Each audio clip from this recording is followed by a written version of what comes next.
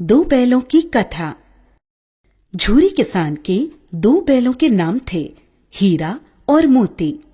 दोनों डील में ऊंचे, देखने में सुंदर काठी के और काम में दक्ष थे। बहुत दिनों से एक साथ काम करते करते रहते रहते दोनों में भाईचारा हो गया था। दोनों एक दूसरे को चाटकर और सूंघकर अपना प्रेम प्रकट करते। कभी कभी दोनों सींग भी मिला लिया करते थे।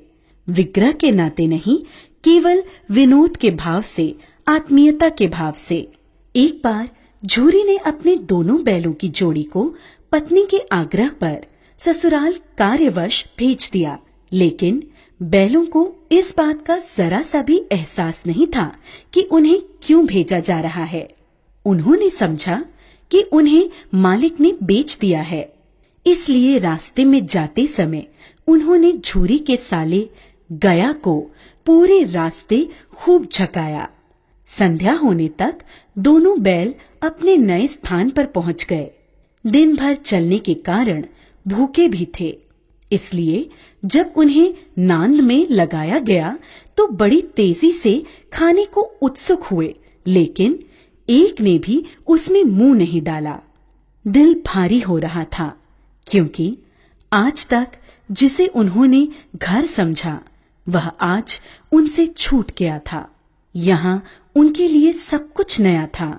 दोनों ने बिना कुछ खाए पिए ही एक दूसरे को कनखियों से देखा और अपनी मूक भाषा में सलाह की।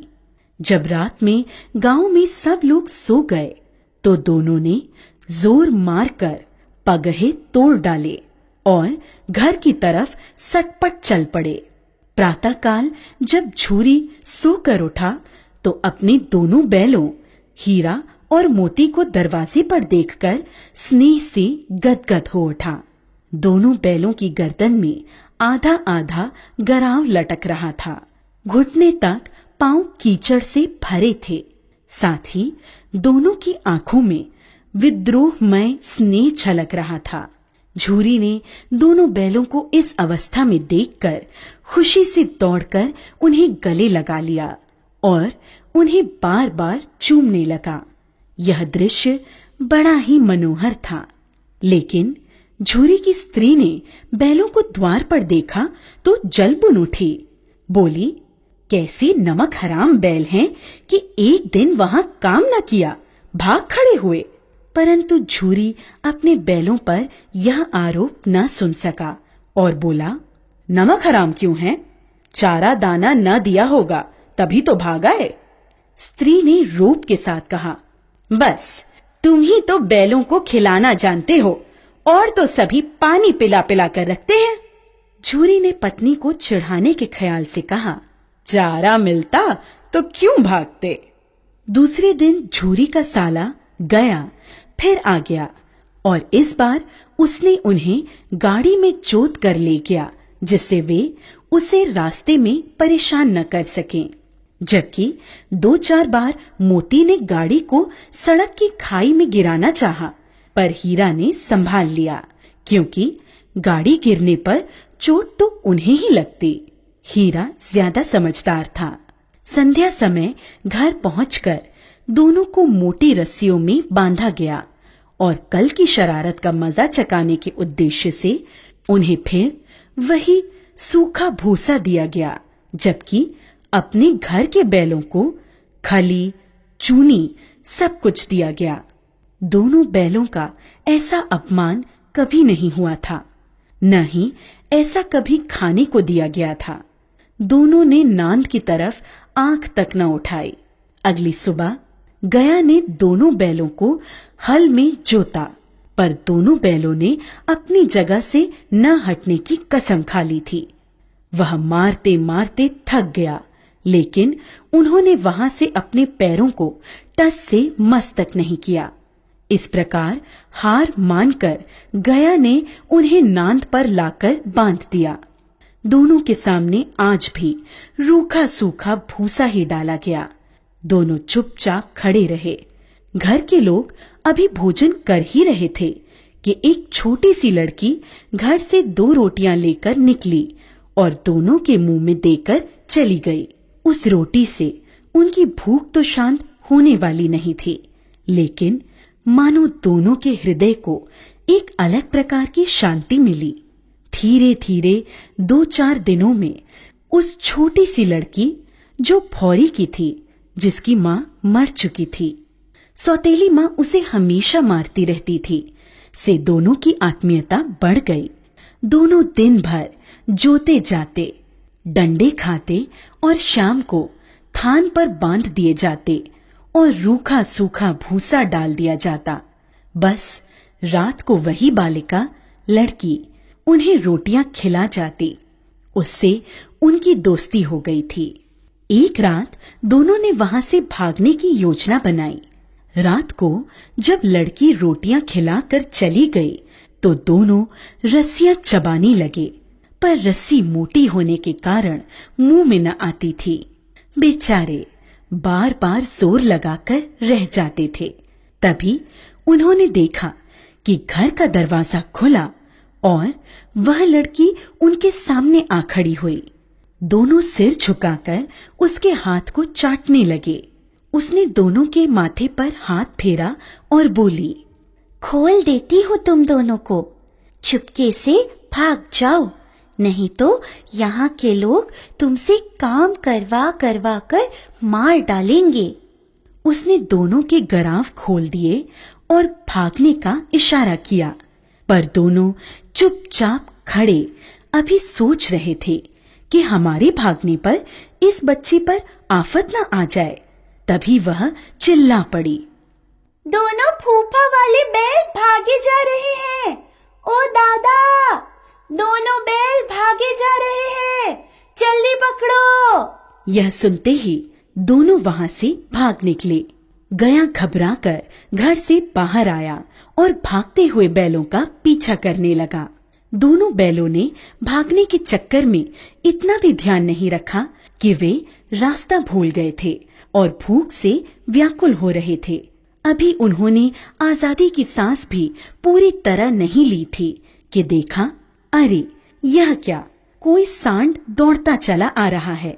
सांड भी हाथी की भांति विशाल काय था। उससे भागना भी कायरता ही थी, सो दोनों ने उससे सामना करना ही उचित समझा। ज्यों ही सांड हीरा पर झपटा, मोती ने पीछे से उसे दौड़ाया। सांड जब उसकी तरफ मुड़ा तो हीरा ने उसे रगेदा। इस प्रकार सांड ने झल्लाकर हीरा का अंत करने की सोची।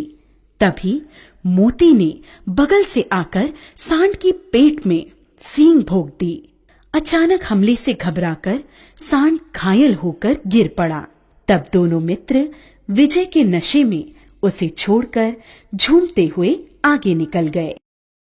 दोनों को लड़ने के कारण भूख लग रही थी। तभी उन्हें मटर का खेत सामने दिखा। मोती उसमें घुस गया।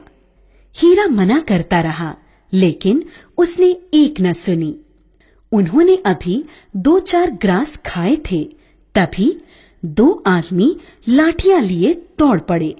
दोनों मित्र दलदल में फंसने के कारण भाग न सके। उन आदमियों ने उन्हें पकड़कर काजी हाउस में बंद करवा दिया। जब वे काजी हाउस के अंदर पहुंचे तो देखा कि वहां कई भैंसें थीं, कई बकरियां, कई घोड़े, कई गधे, पर किसी के सामने चारा न था। सब जमीन पर मुर्दों की तरह पड़े थे। कई तो इतने कमजोर हो गए थे कि खड़े भी नहीं हो सकते थे। सारा दिन दोनों इस आस में टकटकी लगाए देखते रहे कि कोई चारा लेकर आएगा, लेकिन जब कोई नहीं आया तो हीरा के दिल में विद्रोह की ज्वाला दहक उठी। मोती से बोला, अब तो नहीं रहा जाता मोती, चलो यहां से भागने का कोई उपाय निकाला जाए। बाड़े की दीवार कच्ची थी। हीरा मजबूत तो था ही, रात का वक्त था। उसने अपने नुकीले सींग दीवार में गड़ा दिए और जोर का धक्का मारा तो मिट्टी का एक चिप्पड़ निकल आया। फिर तो उसका साहस बढ़ा और उसने दौड़ दौड़कर दीवार पर चोटें की। उसका साहस देखकर मोती ने भी उसी जगह सींग मारना प्रारंभ किया। काफी मेहनत के बाद आधी दीवार गिर गई।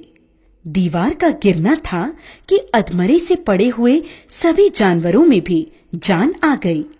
सबसे पहले 3 घोड़ियां सरपट भागीं, फिर बकरियां निकलीं, उसके बाद भैंसें भी खिसक गईं, पर गधे अभी ज्यों के त्यों खड़े थे। मोती ने उन्हें भी सींगों से मार मार कर बाड़े से बाहर निकाल दिया और अपने मित्र हीरा के पास बैठ गया, क्योंकि हीरा मोटी रस्सी से बंधा होने के कारण भाग नहीं सकता था, इसलिए मोती भी नहीं भागा। अगले दिन बाड़े की हालत देखकर वहां के चौकीदारों ने गुस्से में आकर हीरा और मोती की जमकर पिटाई की। अब उन्हें खाने को भी कुछ नहीं दिया जाने लगा। कुछ दिन इसी तरह बिताने पर एक दिन नीलामी हुई और उसमें एक व्यापारी ने दोनों बैलों को खरीद लिया। दोनों मित्र उस व्यापारी के साथ चल दिए। चलते चलते सहसा दोनों को ऐसा मालूम हुआ कि यह परिचित राह है। हाँ, इसी रास्ते से गया उन्हें ले गया था। वही खेत, वही बाग और वही गांव मिलने लगे। प्रति क्षण उनकी चाल तेज होने लगी। सारी थकान, सारी दुर्बलता गायब हो गई। उन्हें लगा कि यहाँ से अब उनका घर भी पास ही है, सो उन्होंने थोड़ी और फुर्ती दिखाते हुए घर के रास्ते की तरफ भागना शुरू किया और जब तक अपने घर के थान पर नहीं पहुंच गए, रुके नहीं। व्यापारी भी उनके पीछे पीछे भागता आ रहा था। झूरी द्वार पर बैठा धूप खा रहा था और अपने बैलों के बारे में ही सोच रहा था। एकाएक उसकी नजर अपने बैलों पर पड़ी। वह खुशी से दौड़कर उनके पास पहुंचा और उन्हें बारी बारी से गले लगाने लगा। दोनों बैलों की आंखों में आनंद के आंसू बहने लगे। एक छुरी का हाथ चाट रहा था तो दूसरा उसका पैर। तभी व्यापारी आ पहुंचा। उसने छुरी से कहा, ये मेरे बैल हैं, मैं इन्हें नीलामी कराकर ला रहा हूं।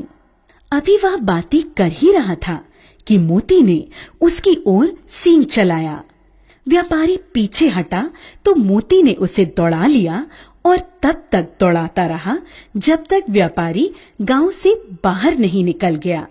फिर मोती विजयी सूर की भांति वापस स्थान पर अपने मित्र हीरा के पास आ गया। थोड़ी देर में नांदों में खली, भूसा, चोकर और दाना भर दिया गया। दोनों मित्र बड़े चाव से उसे खाने लगे।